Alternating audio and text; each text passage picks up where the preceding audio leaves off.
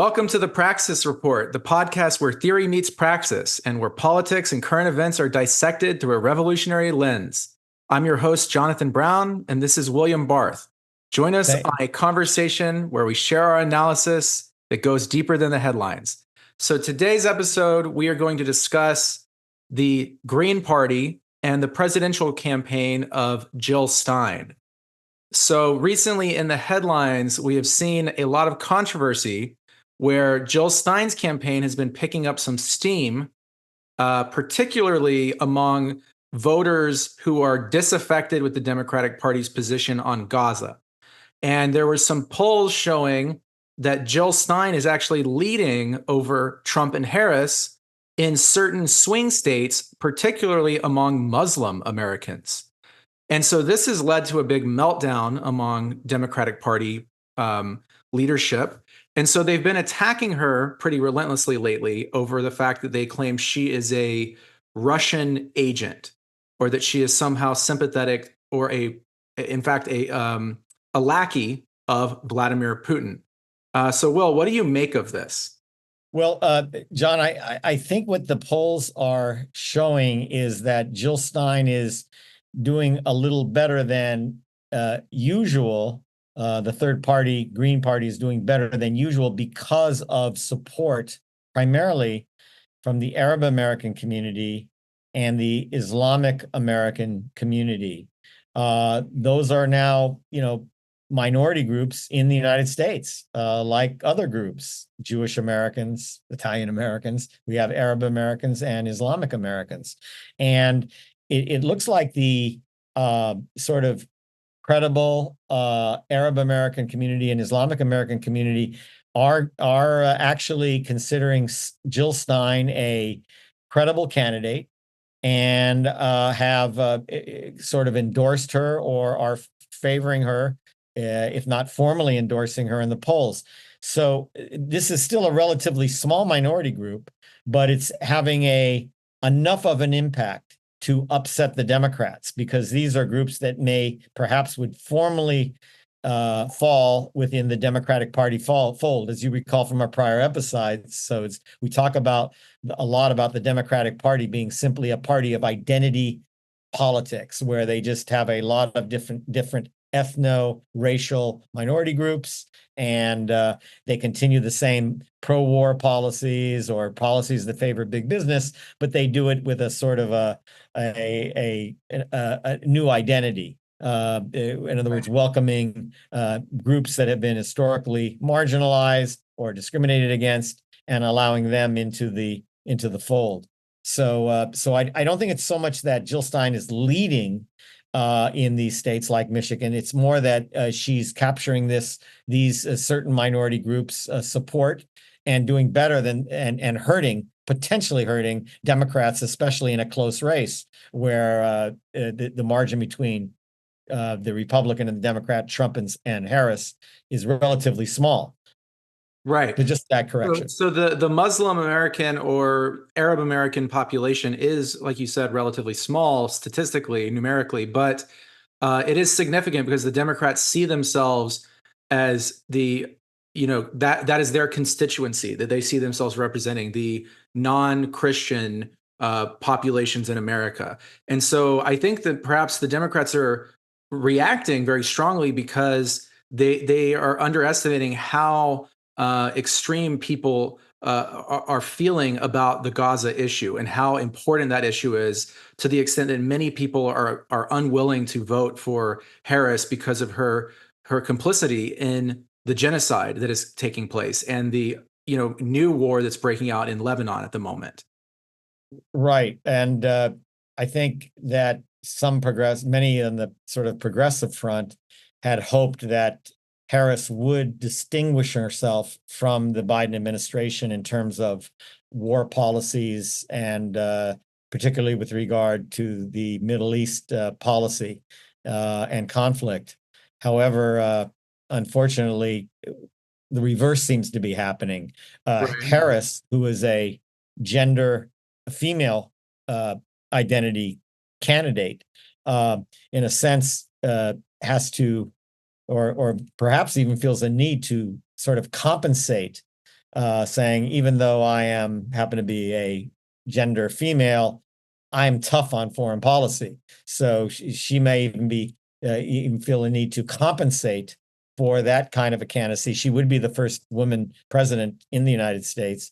She may feel a need to compensate, as other ethno-racial groups have compensated when running for high public office, by saying, look, I'm not going to be sort of reflect traits that have been traditionally associated with women or women candidates. I'm not going to be gentle. I'm not going to be feminine. I'm going to be tough on war and tough on foreign policy, and even more warlike and more warmongering than even my male predecessors. This reminds us of Hillary Clinton and Yeah, her correct. Hillary Clinton being the pioneer of this, being one of the most vicious warmongers in US politics. And Kamala Harris, we do need to recall her background as the so-called quote unquote top cop in California. So her career has not been a progressive career, but one in which she's on the side of law enforcement, the military, the police. And so the only reason people would assume that she would be any different than Biden on the Gaza question is simply because she's a woman of color. But there is no indication in any of her statements, or her speeches, or any of the policies she's ever voted on in office that she would do anything differently. And we have some indication that she might be even just as bad or worse. I recently read that about several hundred military industrial complex leaders, neocons, and weapons defense manufacturers all endorsed Kamala Harris.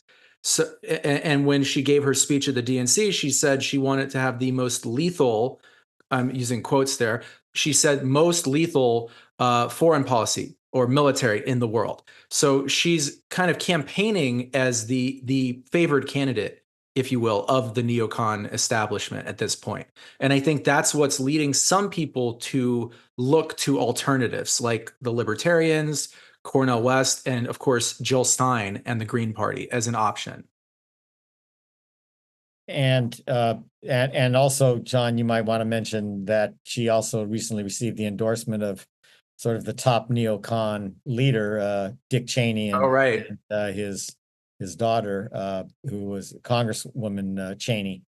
I hope I'm pronouncing it correctly. Yeah, the architects of the Iraq War, Liz. The architects of the Iraq War and the whole neoconservative foreign policy, which was a sort of a global pro-war policy.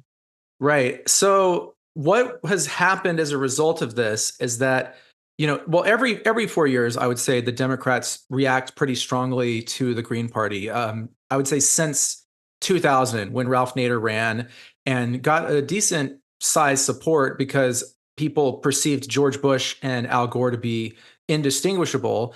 And ever since then, the Democrats' standard line has been that the Green Party are this fraudulent party that is sort of leeching votes or stealing votes off of the Democrats. These votes belong to the Democrats. And since 2016, when the Democrats rolled out the Russiagate conspiracy theory, originally that was kind of targeted at Donald Trump to scapegoat Russia for Trump being elected. But they also, if you recall, they used Russiagate against Jill Stein and the Green Party. They tried to use it against Bernie Sanders.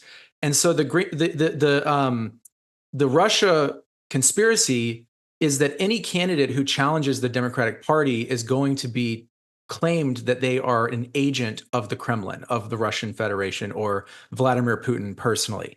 And so Jill Stein is now getting hit with these McCarthyite red bait scare tactics.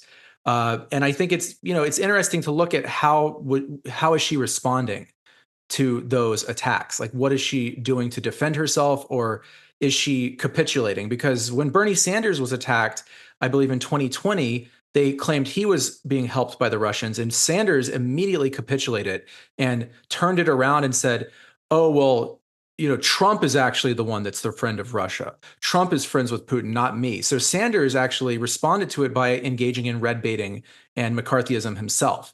Now, we're going to look at some video clips and we're going to see how did Jill Stein react to this. So the first thing we want to play there is a video where Jill Stein appeared with her running mate on a popular talk show called The Breakfast Club.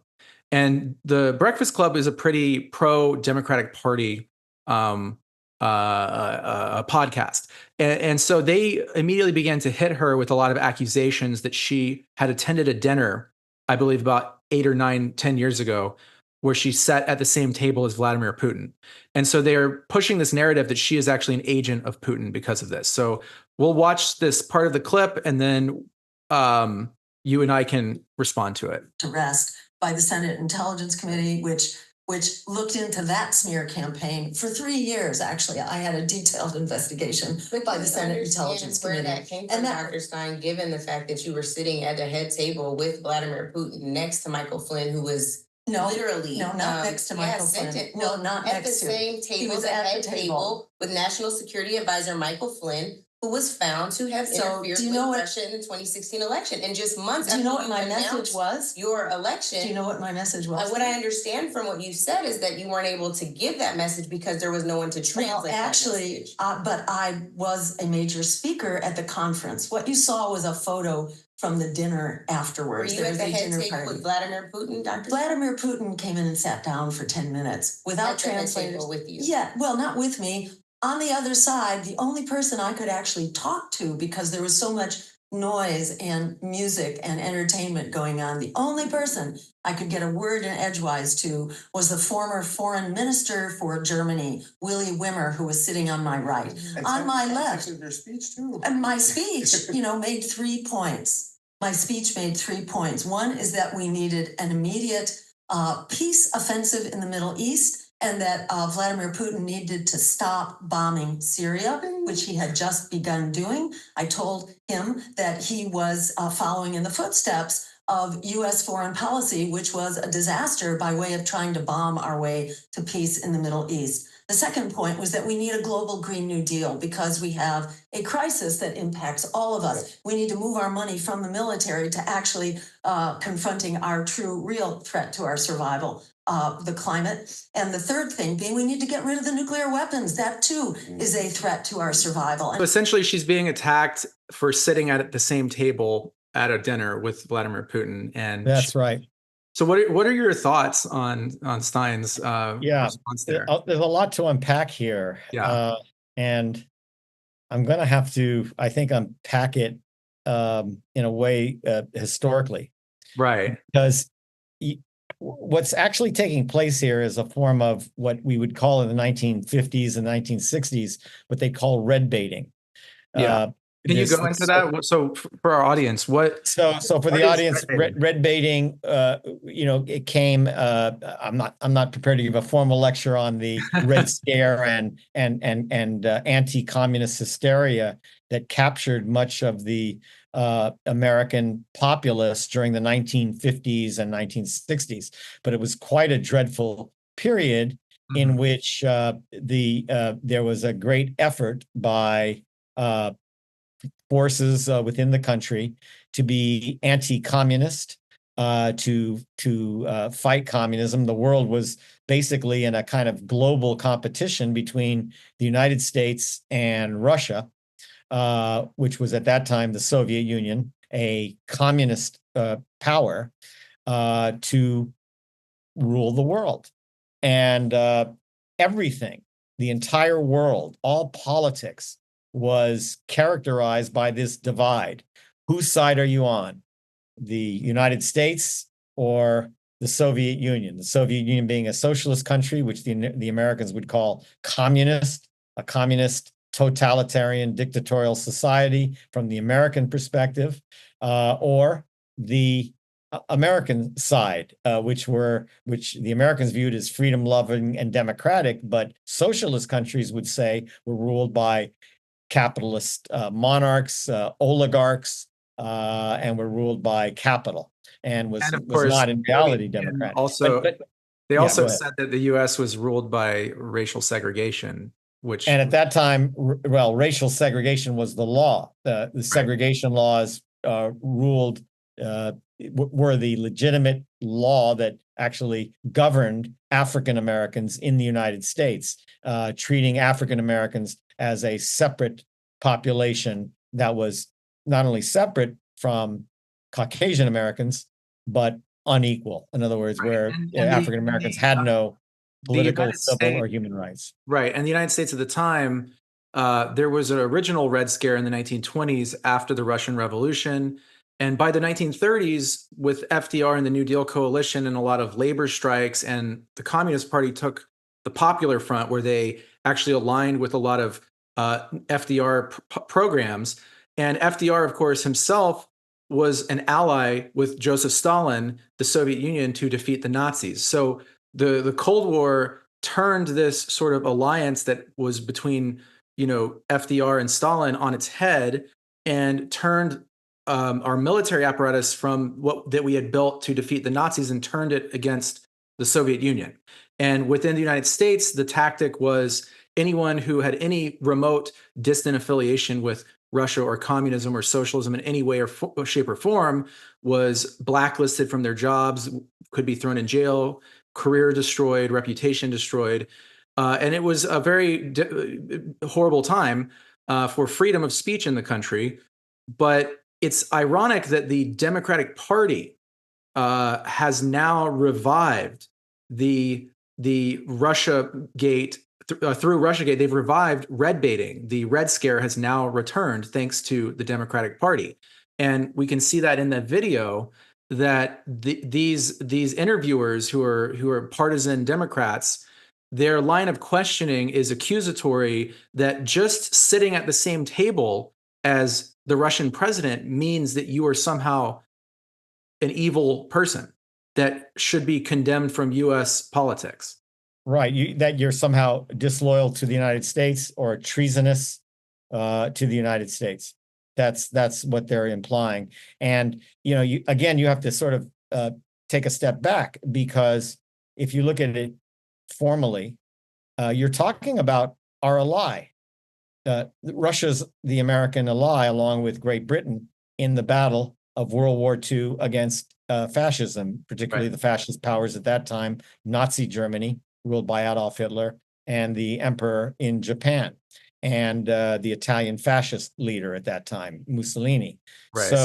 So Russia is our ally. Not only is Russia our ally, but the Russians, or the former Soviet Union at that time, were the party most responsible for the defeat of Adolf Hitler's Nazi Germany. The Russians lost there are various statistical numbers, but approximately 27 million is a number used of the number of Russians murdered and killed in the effort to defeat Adolf Hitler's Nazi German regime. Without that Russian effort, Adolf Hitler may not have been defeated, and we'd be living under some kind of international Reich today. So that's it. After the end of World War II, when Adolf Hitler was defeated, there was no reason why Russia or the Soviet Union should not have remained our ally, and shouldn't remain our ally through the current day. Right. Period. So this is what is very, this is something, even ironically, I remember 10 years ago, Barack Obama, when he was running in 2012, he was making fun of Mitt Romney and saying, hey, Mitt Romney, the 1980s called. They want our foreign policy back because Russia is not a threat. The Cold War is over. But the Democrats in the last couple of, almost 10 years since 2016, they have leaned very heavily into a campaign against Russia, both this proxy war in Ukraine, but also on electoral issues, they have used the Russia allegation as a scapegoating or a smear against any candidate who opposes the war machine. And so Jill Stein is unfairly being red baited and targeted in that way.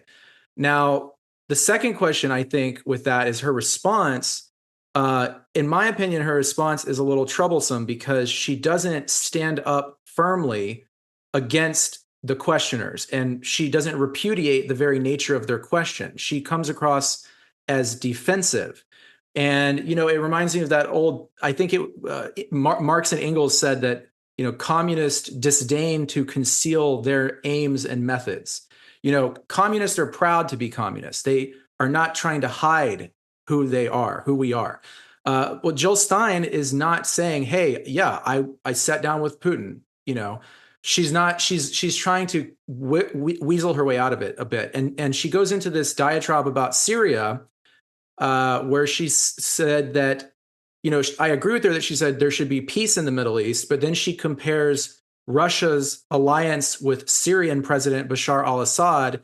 She said that's the same thing that the US did in the Middle East. And I think that's a completely ahistorical and incorrect understanding, because to remind our listeners, the Syrian government of Bashar al-Assad was targeted by the United States and the CIA for a regime change war to overthrow his government in the early 2010s. And the point was they armed and funded a lot of Islamic extremist groups to overthrow and destabilize Syria. And Bashar al-Assad actually begged the Russian Federation to help him defend his government from being overthrown.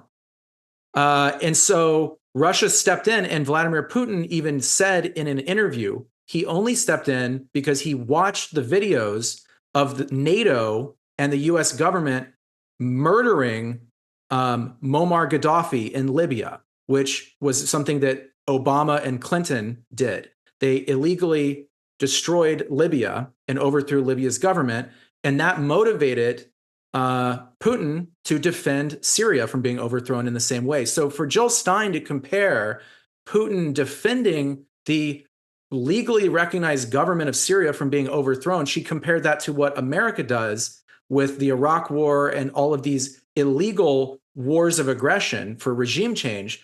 I think that's completely twisting reality upside down, because defending a country from being overthrown by the US is very different than America going in and destabilizing a country so that our oil companies can leach their oil and steal their resources. I think she's got that backwards a little bit.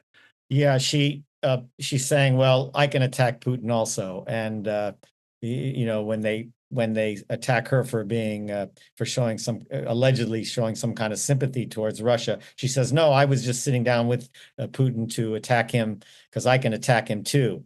In other words, she can red bait and warmonger with the best of the liberal neocons, whatever they're called. But you know, it's such an ironic argument, because you know, the American argument against the Russian Federation in Ukraine is that Russia is unlawfully occupying the Russian-speaking, Russian minority inhabited sections of Ukraine. We must remember that 20% of Ukraine's population are ethnic Russian, and that Russian was once an official language of the country. And since the war broke out, the civil war broke out in Ukraine, that's been changed, and now Ukrainian is the main language. That's one of the issues that Russians are fighting over. But the irony of it is, here's the United States attacking, creating regime changes in country after country, and occupying unlawfully country after country. Look at the list. The regime change in Iran, overthrowing Mossadegh in the 50s, the regime change in Iraq, overthrowing Saddam Hussein, regime change in Libya, overthrowing Gaddafi, regime change in Ukraine, overthrowing a democratically elected Ukrainian government to install the progeny of the current government, which is the progeny of the government that was installed after the Ukrainian government was overthrown, apparently with American support. Now, that's an act of aggression. That's an act of war. So Americans attacked Ukraine first. We created regime change in Ukraine. Syria, same thing. We attempted to create regime change there. We were unsuccessful in overthrowing the Assad regime. Regime change in Afghanistan, we were effective there, but ultimately the Americans were lost the war in Afghanistan, as we lost the war in Vietnam and lost most of the wars we fought since the end of World War II. because they were unlawful wars of aggression, overthrowing sovereign governments. So this idea that you'll often hear current Democratic candidate Harris talk about sovereignty, that we respect sovereignty, the rule of international law, that each state is a sovereign state, and that one state may not attack another state, may not. If they do, it's an act of aggression, except in cases of self-defense and formal approval by the United Nations Security Council or the United Nations General Assembly. But absent that, all of these regime change wars were wars of aggression. The point is that Putin, going back to Putin, leader after leader in the United States have met with, created détente with, created peace treaties with the most radical communist leaders. Richard Nixon, the president of the United States, Republican president, sat down and enjoyed, dined, duck dinners with Mao Zedong, the leader and father of the Chinese Communist Party and the current hero of the current day People's Republic of China. Dick Nixon sitting down enjoying dinners with them, lavish dinners, to create détente. The same thing Nixon did with leaders of the Soviet Union, and going before that, President Kennedy, nuclear test ban treaties with Khrushchev, the leader of the Soviet Union. That's the history of what leaders had done in this country.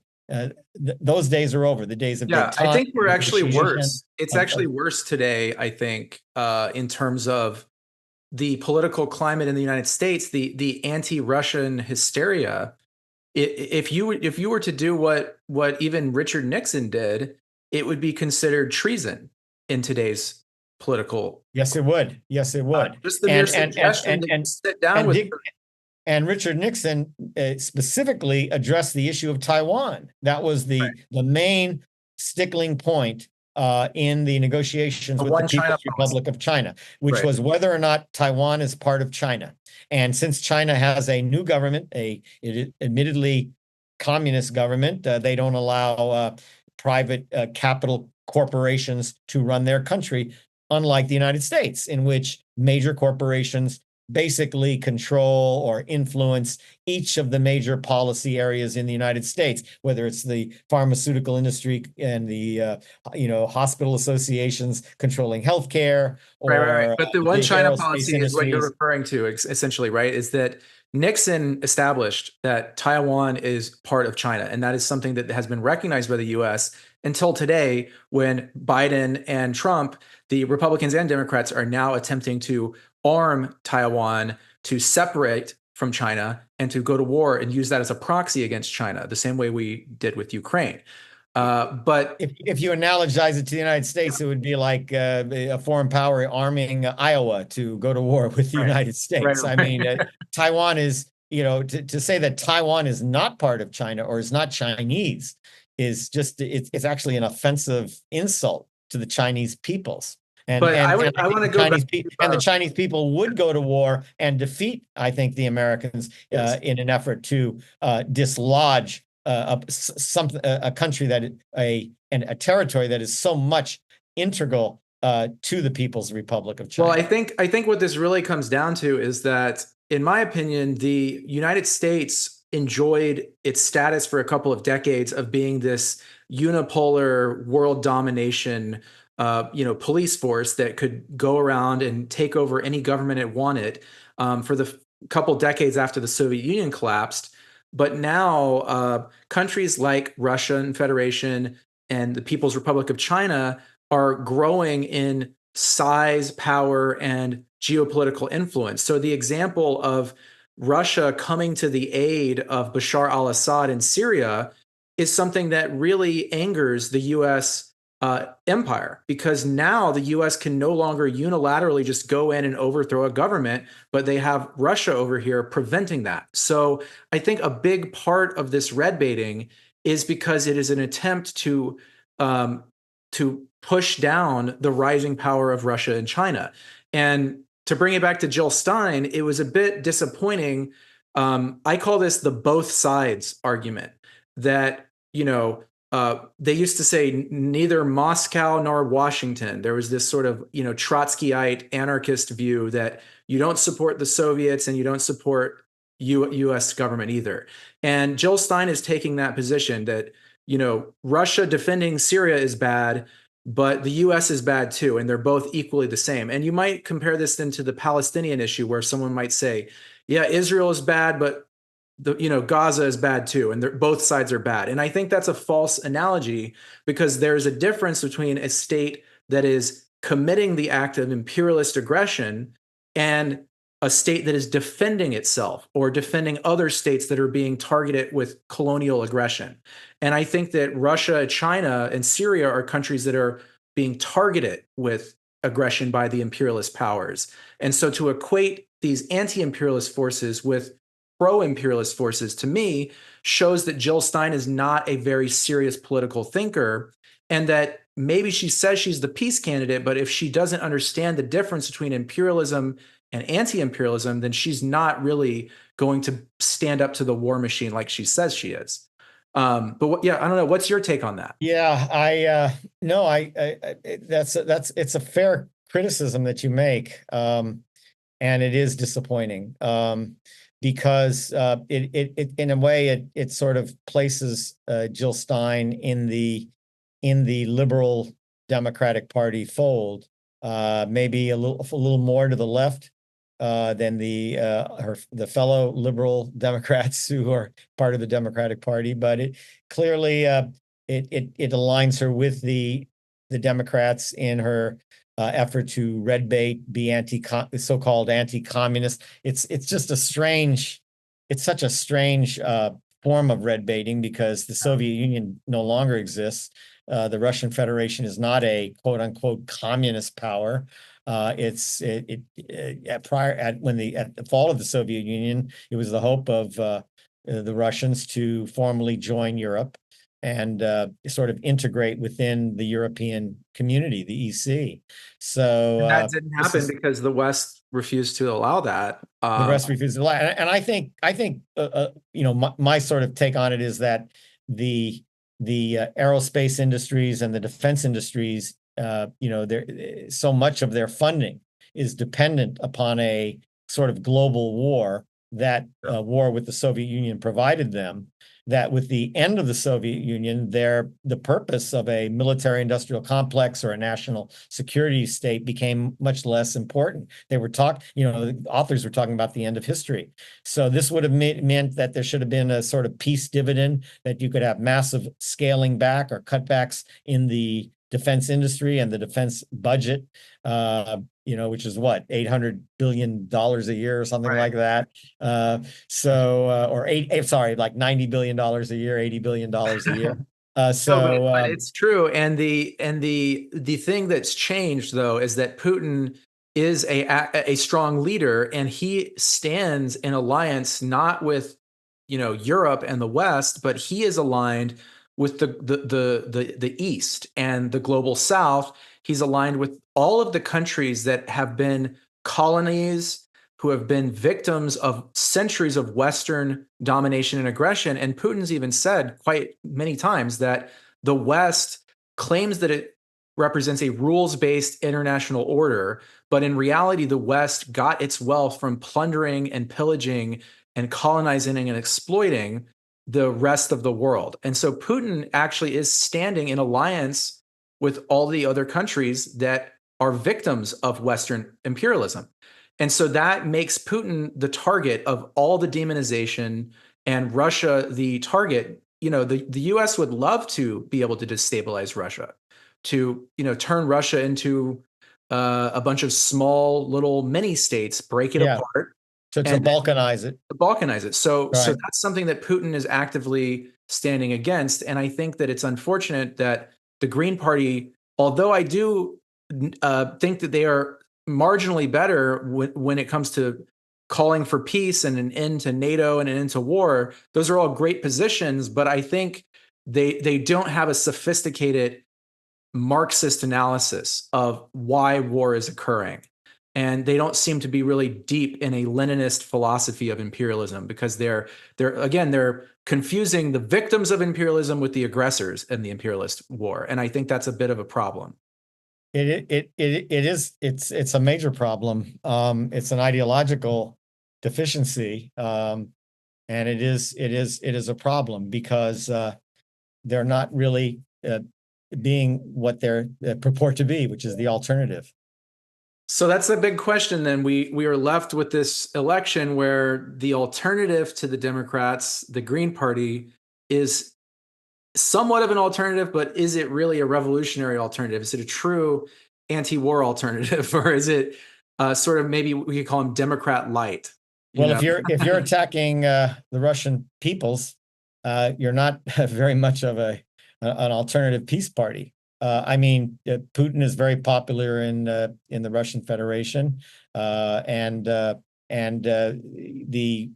the Russian Federation's point of view, they're acting in Russian defensive interest. Don't forget, Russians lost 27 million fellow Russians in World War II not that long ago. Right. And the memories of that are very real. And when you have not only reports, but verifiable reality of neo-Nazi military brigades actually in existence in Ukraine, which are being funded by American dollars, apparently. And people say, well, that's okay as long as we disclose it. So what? What are a few Nazis? Nazis exist everywhere. Well, no, we fought World War II over this question. Nazism it was defeated, and the world must be denazified. That was the result of World War II. Otherwise, what was the point of World War II? Of losing how many tens of millions of human beings? The world almost annihilated as a result of the Nazi menace. On that note, that's a great discussion. We hope that Jill Stein campaign could do better, and we hope we hope to see the emergence of an actual peace candidate, an actual anti-war, anti-imperialist candidate. But that is going to have to be it for today. So we want to thank you all for tuning into the Praxis Report. Yes, we do. Have a good one. Have a good one. Peace, all.